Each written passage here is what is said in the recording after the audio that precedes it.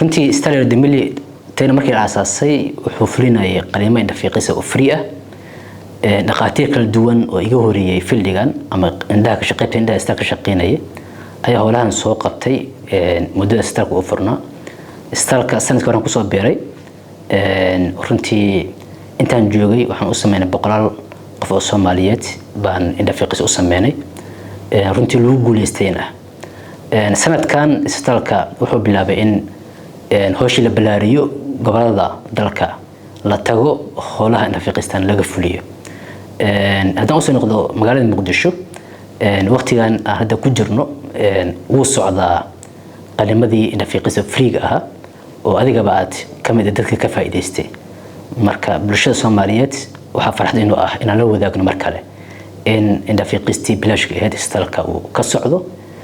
sida ugu dhaqsiyaha badan u soo gaaraan si uga faa'iideystaan runtii isbitaalka mar wuxuu ku dadaalaa in qalimadan aysan kala go'in marka laakiin mar qaar waxa dhacdo numberka lagu talagalay qalimada in dhamaadaan hadan ku kala bilowdaan marka qalimada hadda inoo bilowday waxay inoo socon doonaan ilaa 30ka July haduu ilaa yiraahdo marka intaas ay socon doonaan qalimada runtii fariinta isbitaalka uu diray waxay tahay in qof waliba oo dareemayo in aragiisa yar yahay ama arag shuuc uga jiro waxa wanaagsan in xil hore isbitaalada waliba qaybaha indhaha uu soo gaaro si loo ogaado in